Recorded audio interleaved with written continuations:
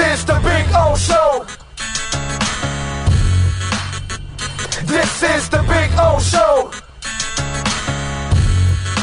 Ready to rock and roll. There he is, Omar Kelly. How you doing, baby? How you feeling? I'm good, man. How you been? Good. Can't complain. The hire has finally been made. You'll get your press conference. Do we have a time for tomorrow? Finally? I can't tell you anything about tomorrow. I can't even tell you that tomorrow is happening. But tomorrow is happening. You just can't tell us the time. Okay. All right. I didn't tell you tomorrow was happening. No, but I know tomorrow's happening. I just don't know what time it's happening tomorrow. That's all. I don't know. I've been sworn to like secrecy. It's not for public consumption. Not that it makes any sense to me, but you know, you've been slowly rolling out things for 48 hours, trying to control the narrative, and it's a brilliant job. It's a brilliant job. A video of him and Tua, you know, a cameraman on the flight from California. Like, come on, player. This is being done smoothly, smooth operator establishment here. But yeah, you know, that what I'm interested to see is how they handle a press conference where Steve Ross and Chris Drew have to answer questions. They won't answer questions. You know what's going to happen. You've been at this long time. They'll come up before the press conference and they'll tell you guys and ladies and gentlemen, this press conference is about the hiring of Mike McDaniel. We will not address any questions to the Brian Flores firing and lawsuit because there is a lawsuit in place. And because there's a lawsuit, we cannot answer any questions. So do not ask Chris Greer or Stephen Ross any questions about the lawsuit and Brian Flores. That doesn't mean I have to honor that request. You can do whatever you want, but you know you're not getting an answer. You can be a dick if you want and ask the question, which I know you're not going to ask the question, tough guy. Because if you know you're not going to get the answer, why would you ask the question? I have some pressing questions that don't have anything to do with Brian Flores. Brian Flores is well, okay. Now that I didn't say that. Then that's not what the conversation's about. There, Trumpy. Okay. Well, Trump likes it when he's losing an argument. He gives you something else to talk about. Oh, so he's like my wife. It's a deflection type of thing. And so, yes, you have other questions, my wife, but you won't. Yeah, yes, exactly. But you won't be able to ask about, you know that, dude. I don't need to tell you this. You know that there's an investigation going on. That's it. It's over. We can never ask when there's an investigation going on. You know that, too. No. During the investigation of the Bullygate, you got to ask questions all the time, and they didn't have anything. There's no court case there, dude. There's not a real court case right now either. It has to be picked up. This is a real court case. It has to be picked up. There's a filing. There's a filing. It's a filing. It doesn't mean it's a court case. It has to be picked up. Doggy, this is that's a legal document, and that's a legal filing. That's completely different than Bullygate and NFL court law, whatever, which is a joke. That's not the real deal. This is the real deal. This is filed in court. This is a civil case. There's things going on here. Not a criminal. There's a civil case, but there's legal things going on. It's completely different than Bullygate, my man. Completely different. There is a difference, but it still has to be picked up as a class action lawsuit first. But yes, it's in courts. Yeah, you got lawyers involved, which, you know, that's it. Before it was mom and dad and some guy saying, I'm 6'5", 320 pounds, and they're picking on me. I mean, come on, bro. Yeah. I cannot comment on that. You know they're doing a documentary on that, right? Yeah. How a 6'5", 320-pound man is a wuss? No, don't listen. No, I'm not gonna entertain your statement. All I'm telling you is they're doing a Jonathan Martin, Richie Incognito documentary. Okay. Which I was requested to sit down with, and I politely declined. And then it was brought to me with, hey, Jonathan Martin would like to sit down with you and talk about you declining and the reasons. And I was just like, sorry, politely declined. Again. It's a double no now. It's a double. You want me to talk to who? Woo!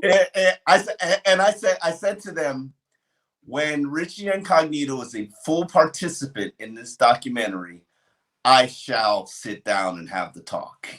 Oh yeah, there you go. Yeah, like because I you know, yeah. If you're gonna do it, do both sides. I got you. It's very respectable people that are doing it. I'm just like, it was such a painful and difficult and stressful. Imagine CNN being in your locker room for 2 months. Brutal.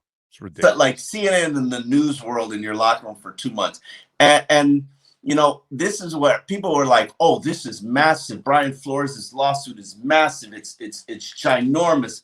And all I could think about to myself was, you know what? CNN's not in my locker room. It can't be that bad. No, because if you actually ask legal people, he's the bias part. He's screwed. He's not really going to be able to prove anything. It's all about pay for lose, bro. He needs to have tangible evidence there, and that's where he can bring the NFL to its knees. You know what? The other stuff's not I'm writing a column addressing some of this and addressing the Rooney Rule and kind of how ineffective and their attempts to strengthen it made it worse. While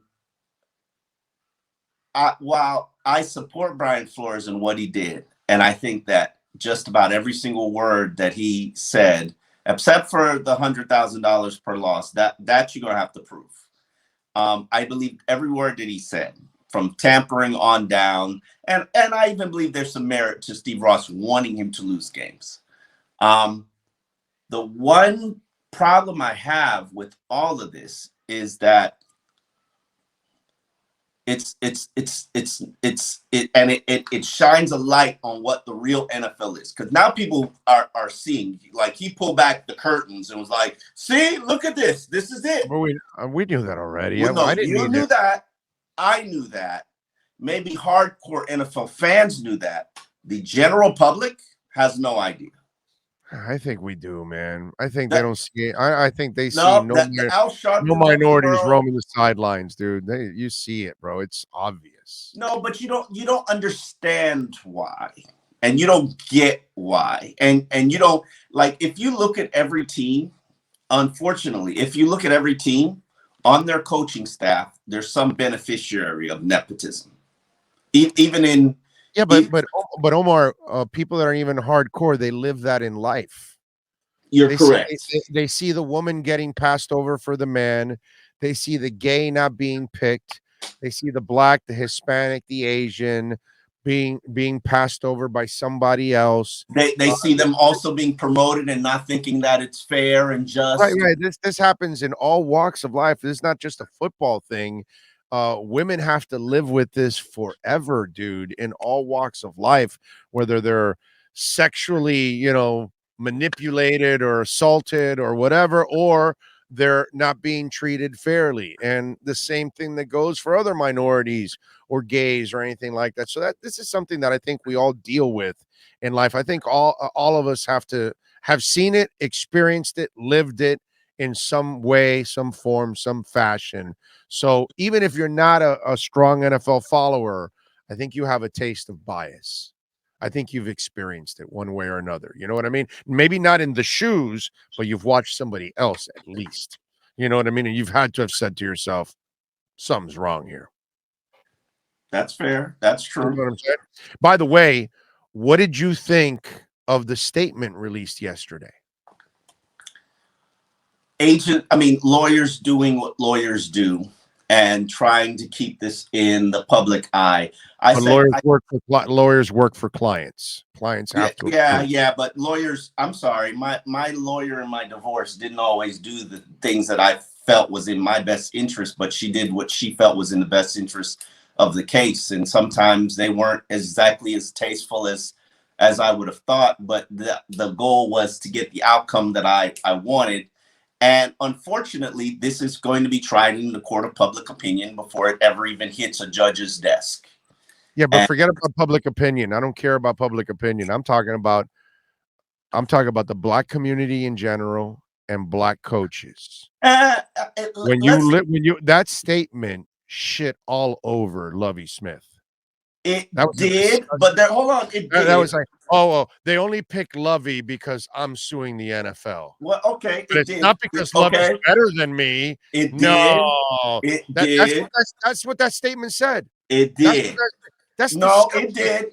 It did. But Dude, you're supposed to fight for Lovey. You're not supposed to shit on Lovey. But let me finish. There is, and this is the thing about Flores that I do respect. In every single thing that he does, whether you like it or disagree or don't disagree or think it's distasteful, think he should have done this better, there's always a smidgen of truth in it. And what were we talking about? Hold on, let me finish. What were we talking about 2 weeks ago when they fired David Culley? Oh, everybody was like, "Oh, of course they're going after Brian Flores." Oh, you guys said that. I said he was never getting a job again. Oh, so I never believed he was getting it. Dude, just rewind Marcel yesterday. Marcel goes, "No, he's still a finalist," and I smiled. I was like, "Come on, Marcel, please." Yeah, you're not working. He'll never work again in the NFL. He is done. I don't know about that. I don't know about that. Seriously, dude? No. I don't know about that. I got a bridge in the Keys. Are you interested? It's a smaller bridge next to the 7 Mile Bridge. You can fish on it and everything, Omar. I don't know about. I can sell this one for you. I've got a good deal. Are you interested? Seriously, listen, I mean, are you? When Roger Goodell in the NFL, why don't you sue Sports Illustrated and then go ask him for a job? Why don't you do that? When Roger Goodell and the NFL have to sit down with Al Sharpton and the committee and justify no. Because think about it. How did the Rooney Rule come about? Who was the lawyer? And this was educated to me recently. The lawyer who died, the black lawyer, Cochran. Cochran. There you go. It was Cochran who basically blackmailed the NFL. To do what? What did they do? If you don't start, they put lipstick on a pig and they gave you some rule and nobody follows it. It can't be enforced. You can't enforce 31 white dudes, old ass white dudes, to do what you want. It's just 30. But yes, 30, and no, not dudes. They're who's like 30? Who's the other one? Shad Khan. Who else? The Green Bay is not owned by a man. Oh, that's a good call by you. I didn't know. That's right. And there are 2 franchises that are owned by women, and I think 3 now. Oh, that's right. The Saints are owned by Mrs. Saints, Benson. The Denver. Okay, so old white lady with old white guy. Saints, Denver, and there's another one. And now Washington is now run by Snyder's wife because he's been kicked out. Well, come on, man. Listen. Come on. Listen, I'm just telling you. Listen, and Snyder's wife's got all these strings attached to her. I don't know if you noticed. I don't know if you noticed. He can't even go to the games, bro. Attached to her. Okay. All of this was addressed, by the way, have to sell. The Bolins have to sell the Broncos, so we're another old white guy will end up owning it. You know what I'm saying? Which, by the way, that's a good move for Denver if they can find some kind of minority partner to buy the Denver Broncos. Maybe it might be a good thing, start they're going to the highest bidder. I don't think people have an understanding. You're right. I don't think people have an understanding how much billionaires line up to own sports teams because it's a great place to put your money. It's a great place to put your money and hide your expenses. Ross, and it grows, and it grows, and never goes down. Dolphins' value has gone up. $3 billion. Has tripled. Yeah. In the 12, 13 years Ross has owned it. Amen. Not only that, but Ross can tuck a ton of his expenses, including travel, into the team organization.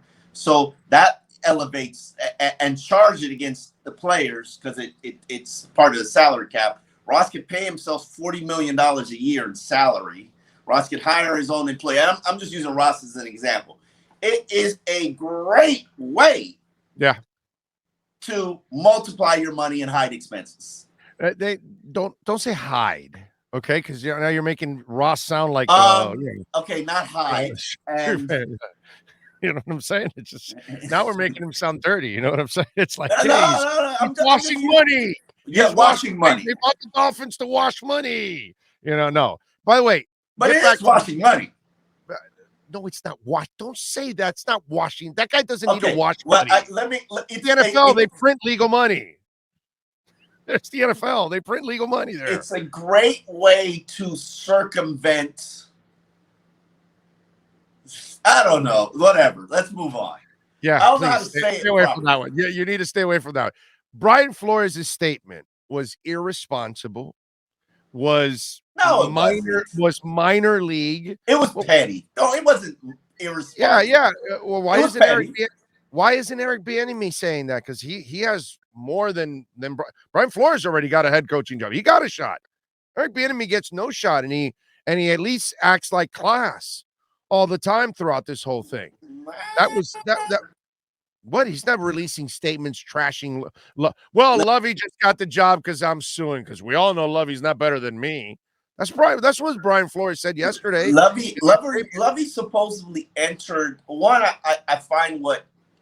Let's be real about it. And I don't even think Brian Flores wanted the Houston job, which is I think why he came out with the lawsuit. They were never going to hire him anyway. So before the lawsuit, these clowns were considering Josh McCown as a. I like Josh McCown. I think Josh McCown is but he has no experience. Zero.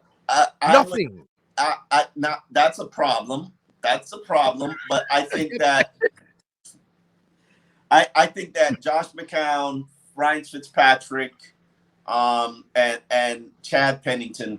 I think there's certain quarterbacks that are in the mold. Like let's be real. If you're a mediocre quarterback, if you're a mediocre NFL quarterback, and you can go coach a quarterback and help him get a little bit better, it'll be 3 years before you're fast tracked to the NFL head coach. Let's be real about it. Like that doesn't really mean you can even be a head coach. Just because you can doesn't even coach mean you can either. Doesn't mean you can either. I know, but it's the fastest track. It's the fastest track to becoming an NFL head coach, and I think that they should just skip the whole process and just start hiring former NFL quarterbacks. Because, listen, same way with Larry Bird. Larry Bird didn't prove that he could be an executive or that he could coach a team. He just went out there and did it. Not everybody's the Michael Jordan example. So the Sun Sentinel should hire a beat writer to cover the Dolphins and the Heat that just got out of school and has no experience. I did it. No, you didn't. You didn't become the full. You're not the lead beat guy. You did not the lead. That's a total different. I'm talking about take Omar Kelly or Ira Winderman's job. So we should give it to people that have no experience and never been on a beat? Yes. There are news organizations that are doing it right now. I'm a mentor of one, and he's killing it. He's killing the game. Who? He's covering the Jets. I want to get into listen. Why people hire people who are in the positions of hiring, you know what? You can sit there and you can comb it with a fine tooth. It's been one of my close friends who's in the industry in a hiring position. She knew she wanted to hire a woman, and rightfully so. Vetted the crap out of her.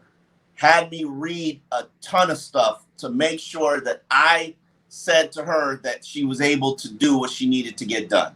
There are people who want to diversify the work field. And they should want to diversify the work field.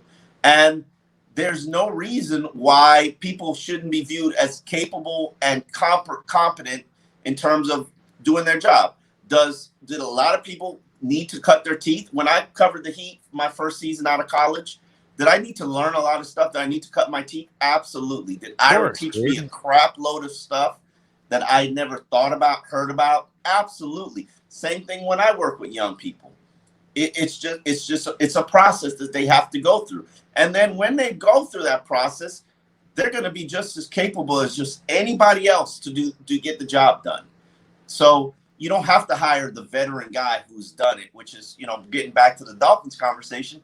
They didn't hire the veteran. They didn't hire the retread Lovie Smith, because I wouldn't even consider Lovie Smith. No, I wouldn't either. Like, I'm Don't need it. sorry, no offense to Lovie Smith. I wouldn't have considered him for any job. But Agree. he was there in Houston. They saw what he had done, apparently with their defense under David Culley. I guess they were impressed. You know, I can't justify why they did or they didn't, but let's not pretend like Lovie Smith isn't Lovie Smith is probably fourth, fifth in the line of African-American coaches who deserve a second and third opportunity. You know, we sit here and we advocate for one that Jim Caldwell that absolutely deserves a third opportunity, way ahead of Lovie Smith. Yeah, age got him. I guess. It must be age or whatever that health. It's health. It's health. Yeah, it must have been some serious stuff that they're afraid of. It is a stressful job, dude. It is, and that is my ultimate fear with him. You know, I'm not, and I said this with you. I'm not interested in killing somebody and to do a job. No, you definitely know. If you think if it's serious enough for Lovey, then I mean for Caldwell, then yeah, I can understand that. Look at Tony Sperano, and that's a perfect example. Yeah, and you know, love Tony, and you know, but you know, could this profession be hazardous to your health? Absolutely. All right, so let's get the amount of guys with health concerns, from Todd Bowles to Andy Reid. There were a couple more that had recent like health scares, heart-related health scares. That basically had to scale it back to do their job. Right. Ron Rivera, not that even though that's cancer. Right. Yeah, no, definitely. Now let's get to the football side of this. And I understand that you kind of painted it with a PR picture of it, but on the flip side of it, the way I look at it is what I liked about what I saw with McDaniel and Tua on the plane was that finally I saw a coach that is actually going to believe and support his player and give him a chance to succeed. That way we can actually find out whether he can do the job or not. And in 5 minutes, I saw more support from one coach than I did from the other in the last 3 years. So in that case, at least that gives this a chance to grow. Your thoughts? PR. Don't care. So you think McDaniel was lying? No, I think he said what he needed to say to win over the player, to win over the fan base. So you're saying he's lying? That he? No, I'm saying. No, I want to make sure. I want to know what you're saying. This is what you say when you need to win over a player, an organization, a fan base. This is like, bro, there's a camera crew on his flight. Come on, man. So that doesn't mean he can't be honest. So you think I wanted to hear the conversation. I'm gonna push you. I'm gonna push you to be better than you are. I'm gonna push you to maximize your potential. And I don't know the man. I know people who know him, say great things about him. I don't know him, and just like everybody else that I've ever covered, you get a clean slate. The minute I step in front of a press conference with you is when I'm going to start to evaluate you. I had such a bad reception to Adam Gase that I had to have a sit down with Adam Gase because I didn't like how he came across in his first press conference and wrote about it, apparently. I guess so. And it became an issue. You get a blank slate. And when the press conference happens, maybe tomorrow, maybe not tomorrow, I don't know. It's tomorrow. Jesus. But like, what's with the secrecy? I don't pussyfoot around like you guys. I don't have to worry about that stuff. There are ramifications when you violate. I don't have to attend the press conference because there's a select. It's select audience, you know, because COVID gives you these parameters now. Fine. So, you know, I'm gracious about my invite. I can't tell you when it is. I'll be there. I'll be evaluating it. I don't know if we'll get a sit down. We used to get sit downs with them where we can ask private questions. I hope that's the case because I got a whole lot of private questions that I want to ask Well, I'm sure one of the things that you guys will ask that will have to do with the investigation is, well, you took a job with a team that could be investigated That's a for press conference question. That's a press right. conference question. That'll be one that you will be able to ask him in that sense. Bro, And he's 1 for 1. How many coaches do you know get one head coach interview and get that job? Name them. I don't think you can. Well, he got two interviews. Mm. He did, bro. He had a first interview, and this was the second interview. Who was his first interview? He had a first interview with the Dolphins. He had two No. interviews. I'm talking about one interview for a head coach position and get that job. Well, John Lynch came out of the booth and they gave him the job. That the GM. He just came out of the booth and they gave him the job. I guess if we're doing that, you want an example? I gave you an example. If we're doing that, yeah, sure. I'm talking about head coach though. I'm not like you asked me for that. Head coach. Head coach one time and got the job. There's gotta be some that I might be forgetting. There's gotta be I one. mean, hitting 1,000, like never interview. I bet JJ got the job right away with the Cowboys. Right away. Right out of UM. It might not have been his first NFL head coach interview, though. Yeah. No. Yes, it was. He was not interviewed for another head coaching job. I think. Go back. College coaches have these secret interviews. Remember, they knew each other. They knew each other. But college coaches have these secret interviews before it becomes public. Like, people don't know this, but Larry Coker interviewed for the Raiders job. Caveats at my ass. You asked me for somebody that got the job right off the bat. Okay, I'll accept it. I gave you a GM and I gave you a coach. I'll accept it. But the point is, McVay might have been a 1-1. We got to look that up. I'm not sure. Something tells me McVay had a couple of interviews. No, because he was a position coach. Remember, at that time. Remember, McVay was a position coach that came out of nowhere and took that and got that job. But you know what? Another point that I can make to you. You know that Jay Gruden's staff is looking hella good. He might have a better coaching tree than Mike Tomlin. You mean Shanahan? No, Jay Gruden. Oh, because of the Washington staff that was left over from Shanahan. Okay. Listen, I get what you're saying. Jay Gruden staff. Jay Gruden might be a one. No, Jay Gruden isn't a 1-1. He got a number of interviews. I remember he interviewed with. Yeah. He got a few. That Jay Gruden coaching tree is pretty. It's pretty substantial. And notice you don't hear him being mentioned for any jobs. Not to say that his brother just really just embarrassed the whole. I'm wondering if he's on those email chains. Yeah, but remember, like I told you, he inherited. I believe he inherited a lot of those coaches from the mastermind. That's Mike Shanahan's nickname, by the way, because he was always the guy that was the smartest guy in the room. Which coaching tree you picking from? Give me one coaching tree. Who are you picking? Whose tree do you want to eat from? Bill Walsh, but it's not even close. Bill Walsh. I don't even know if it exists anymore, though. Well, no. I mean, there's it's Holmgren. It was Dennis Green. It was Mariucci.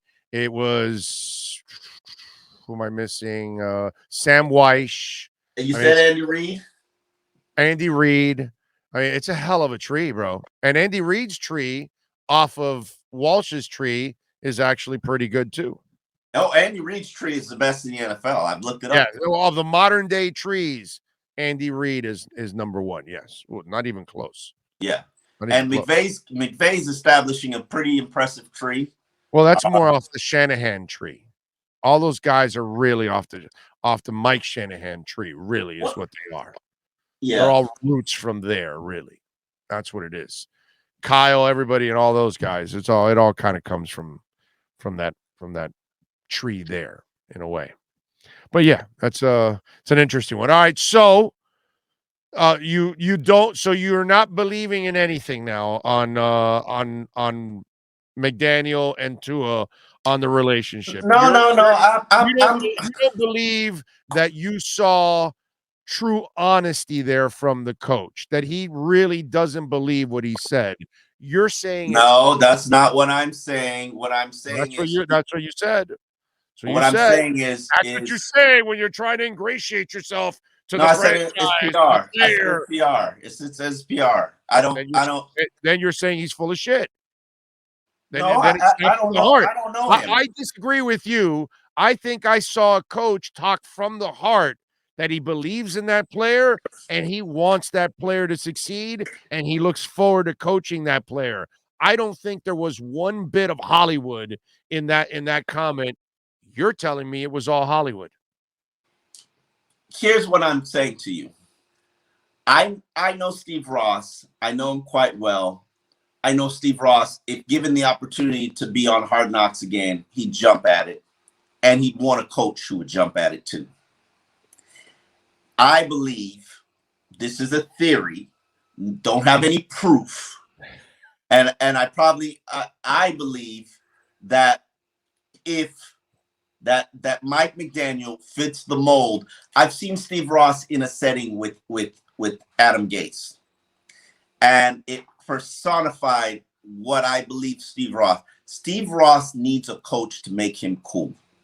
Steve Ross is much like that equipment manager who got to hang with the football team, and because he hung with the football team and the quarterback, it made him cool. But he doesn't. But none of Philbin, Gase, and McDaniel don't look cool at all. Flo had a cool look.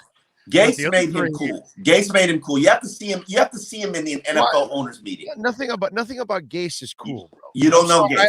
You don't know Gase. You don't know how Gase moves. I don't need to know Gase. All I need to do is see those crazy eyes, and I don't want anything to do with that guy. Listen, you don't know how Gase moves and operates. Gase is a smooth operator. Ross invented social distancing. Nah, that's not cool. You want to be around cool people. You want to be around The Rock because he is cool. You know what I'm saying? You want to be around Dan Marino because he's effing cool. See, this is cool. He is cool. Okay, he is cool. Adam Gase is not cool. Adam Gase is cool. Adam Gase is cool. If you ask any media member who has seen him operate in an owners meeting, why do you think the guy kept climbing up and gaining power all the time? Naked pictures. I have no idea. Bribery. I have no idea. Listen, maybe he kidnapped somebody's family member. I don't know what Adam Gase has this thing about him where if in a one-on-one setting, he can sell you. It's like as long as you don't look into his eyes, right? Because he's half Medusa, you'll turn into stone. I'm sorry. Go ahead. I think a lot of that had to do with the fact that if he wasn't allowed to wear his hat, and he's so insecure about what's going on up top. But anyway, it's just the truth. Gase is cool. Don't underestimate. And I think Flores was not. And Flores wouldn't allow him to be cool. And I think that he wanted to go back, because to me, that's the only reason that Mike McDaniel would jump to the very top of the list, is that there was a connection, there's an appeal, there's a charisma, and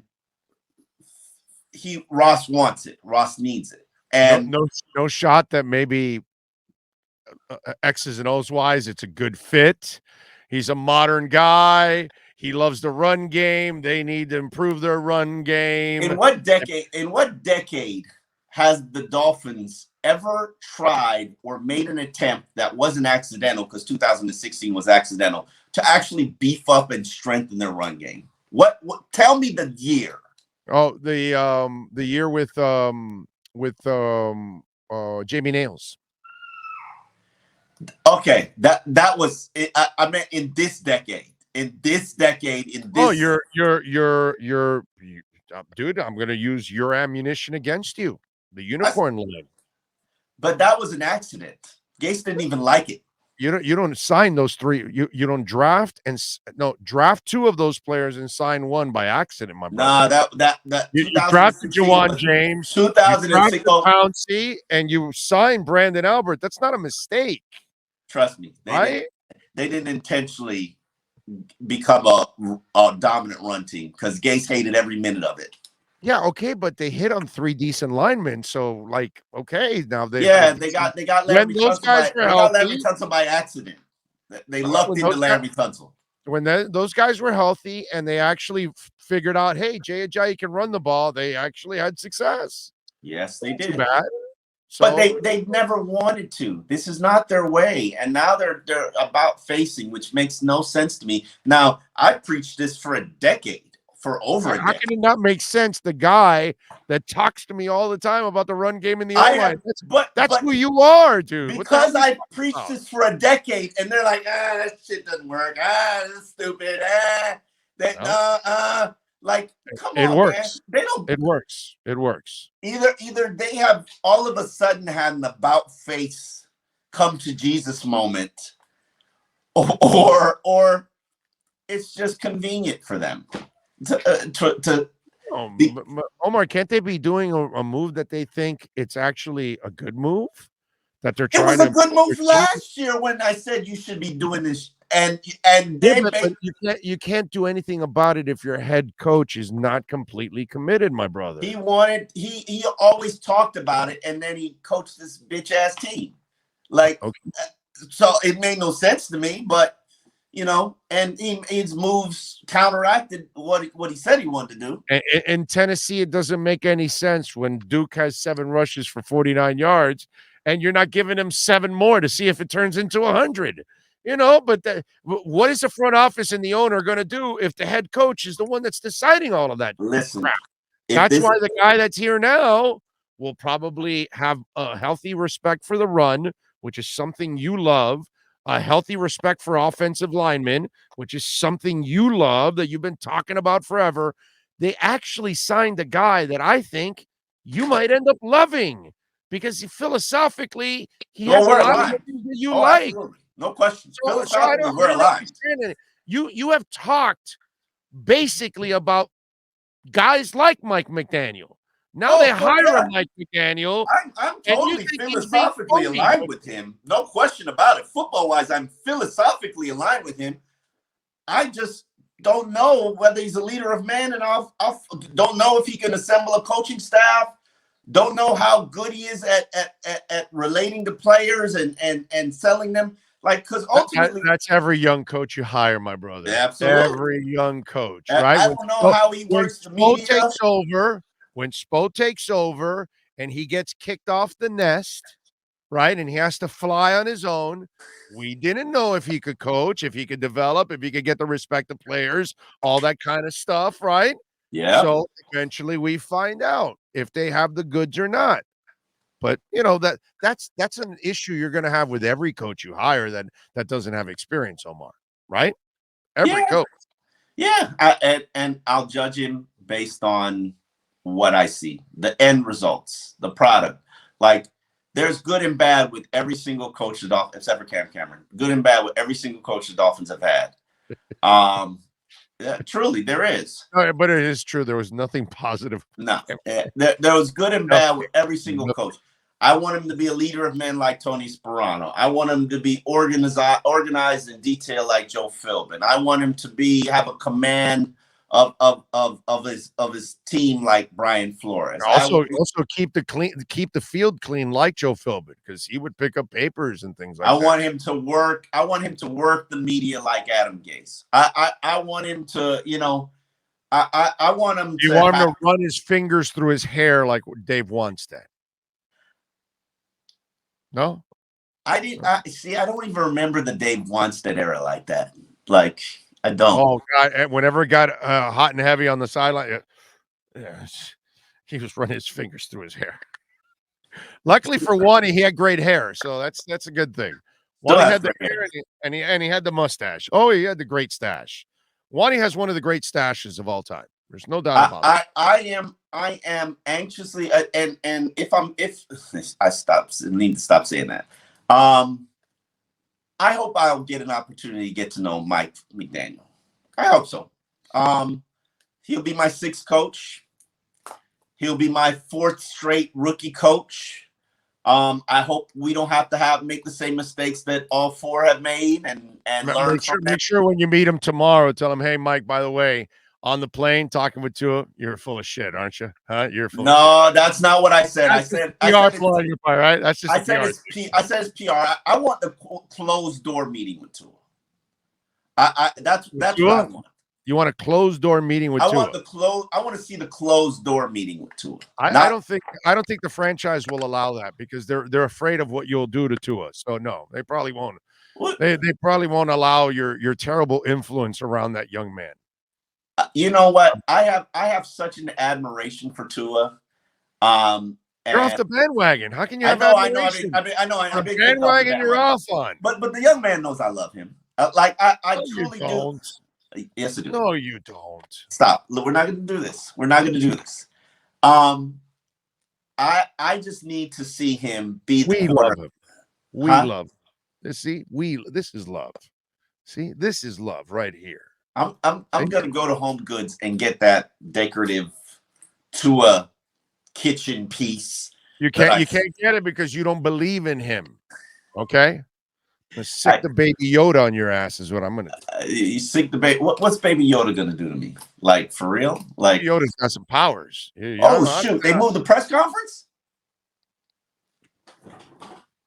They did. They moved it up. I can't see because I'm on the phone with you, but I think I see my cohorts reaction to what's going on, and everybody's like bothered and angered. So, well, I guess X's and Omar going back to Wednesday, baby. No, can we talk before he's hired?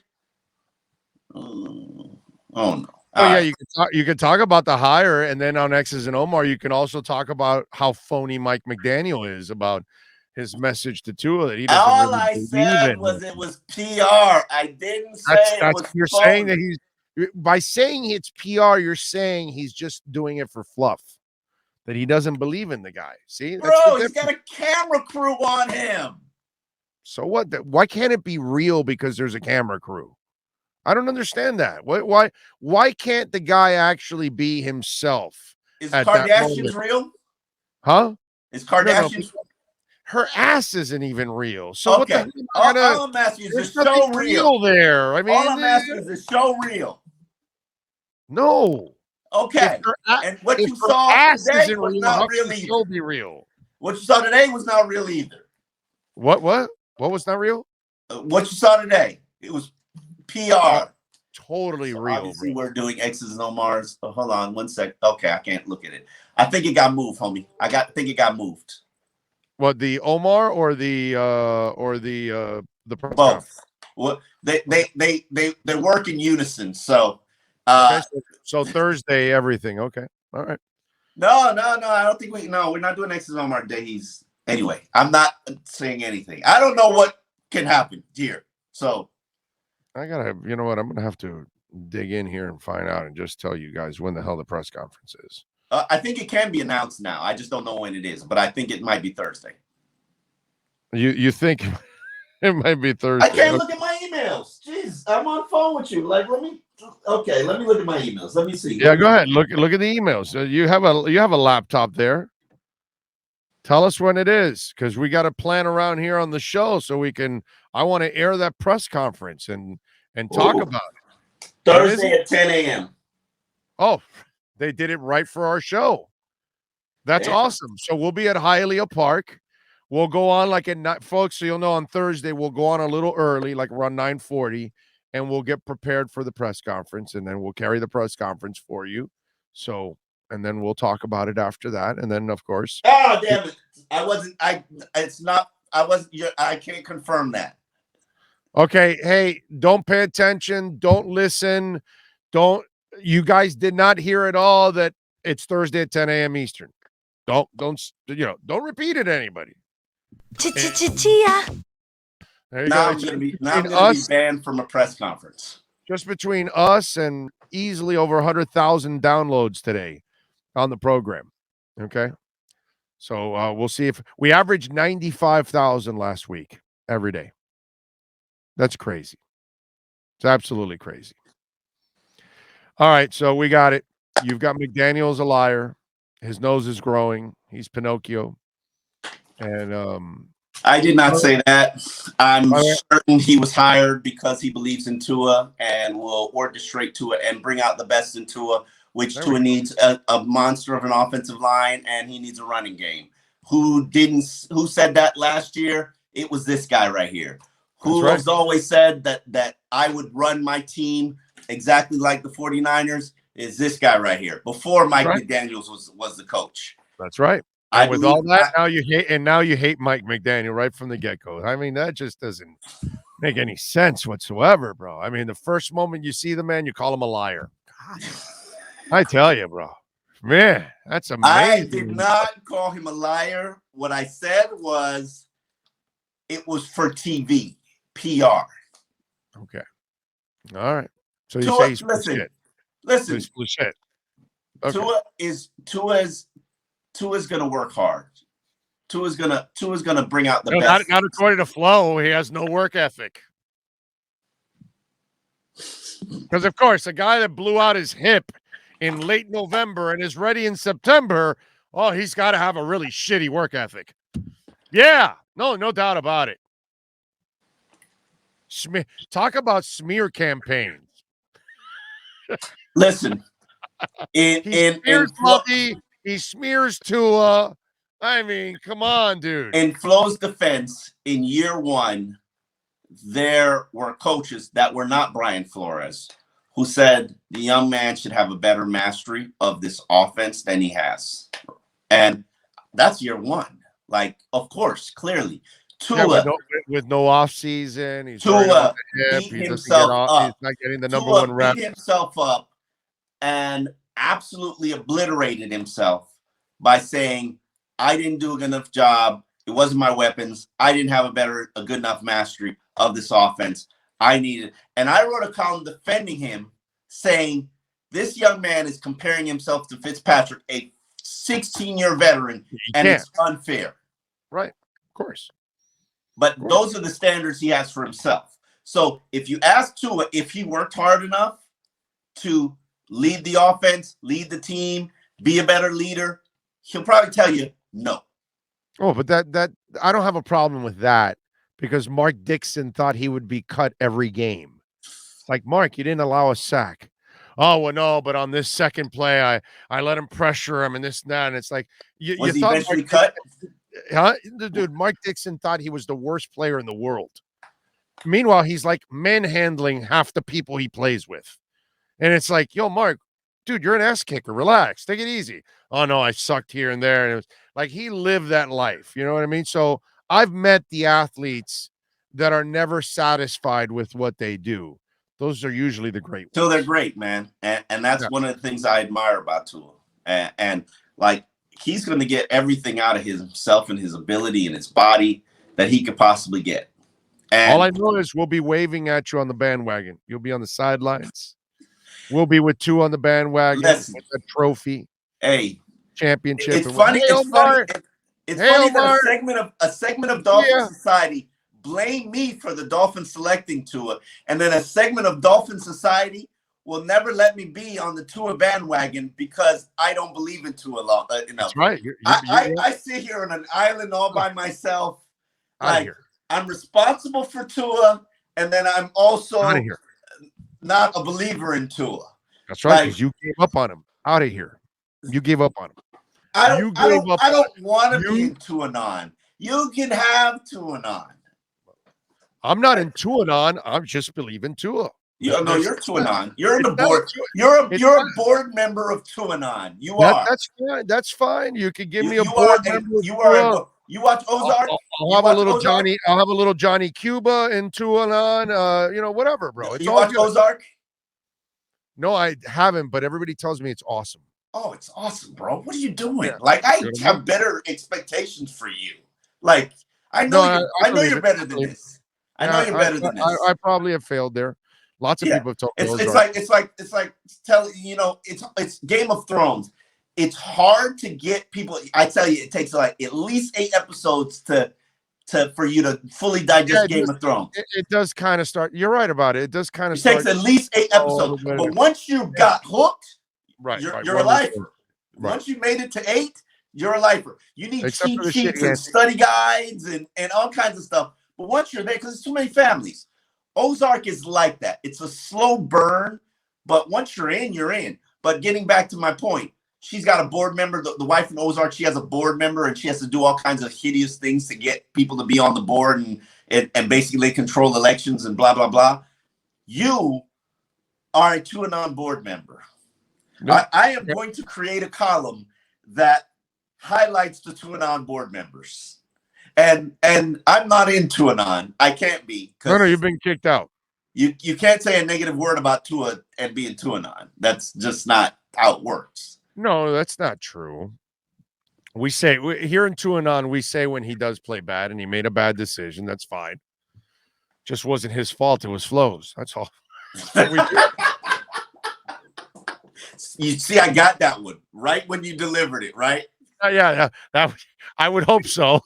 There was no pop culture reference to kind of lose you there, in the whole thing. So yes, exactly. See, I brought up pop culture and it went over your head because you don't watch Ozark. Look. No, I don't. No, I don't. And it's one of those shows. There's another show that a lot of people have told me to watch on Netflix. Damn it. There's another one also. There's text it to me because I need to find new shows because I can't watch shows with my wife anymore. I have to have shows to myself because she falls asleep in 20 minutes into a show. Yeah, mine does too. She falls asleep. And then my wife is also ultra sensitive about certain things and she can't watch it. It's like, come on, man. It's like, what is it? Killing sex? Yeah, sometimes the violence and sometimes certain violence.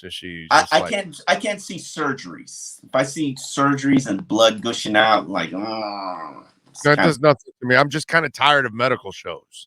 Yeah, I won't watch medical shows.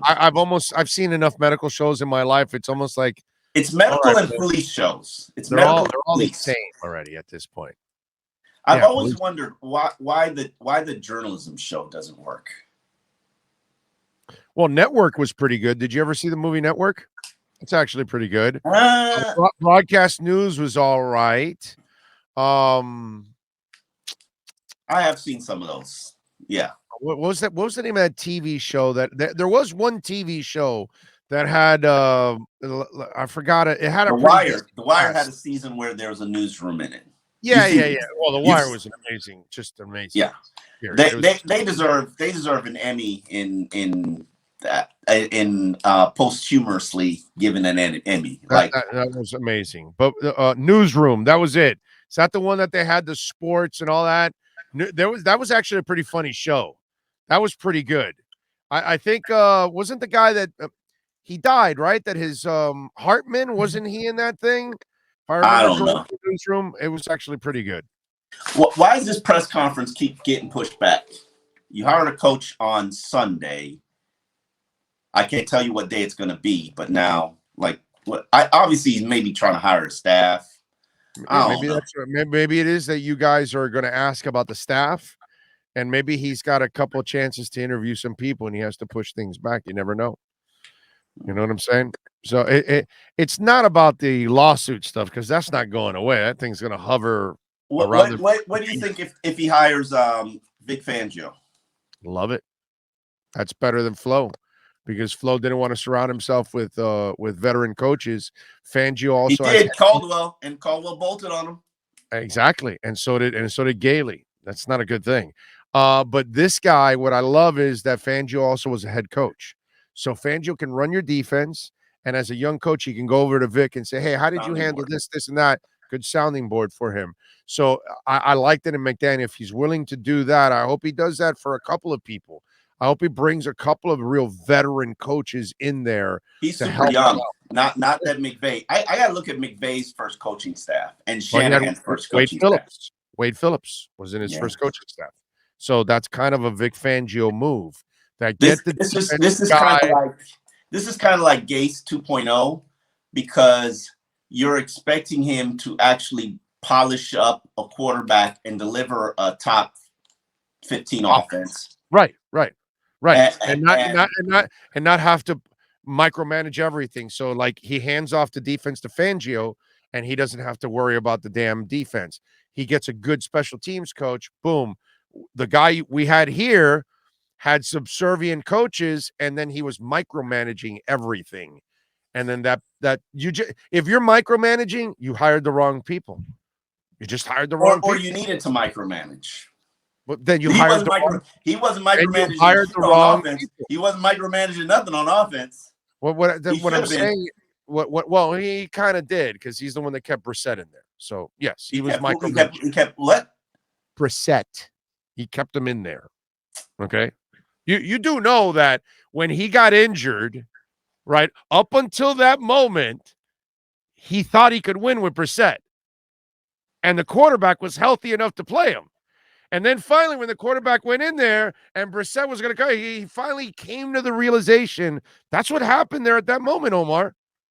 Flo came to he had to come to Jesus and said, wow, I'm the only idiot in this world that thinks Jacoby Brissett can win a game for me. Yeah, I got to stop. Hey, Jacoby, stay. We're going with Tua. Wasn't what happened, but it makes a great story. Tua in the press conference said, it hurt with every throw. I couldn't throw all week. Yes, you're right, but you're wrong. But you're right, but you're wrong.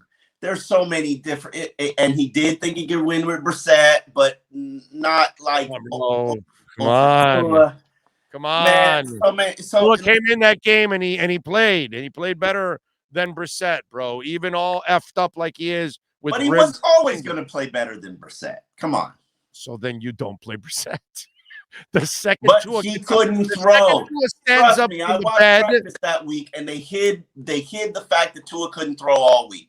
Listen, if Tua has one leg, no arms, and one, wooden foot, I'm starting him over Brissett. You understand what I'm saying?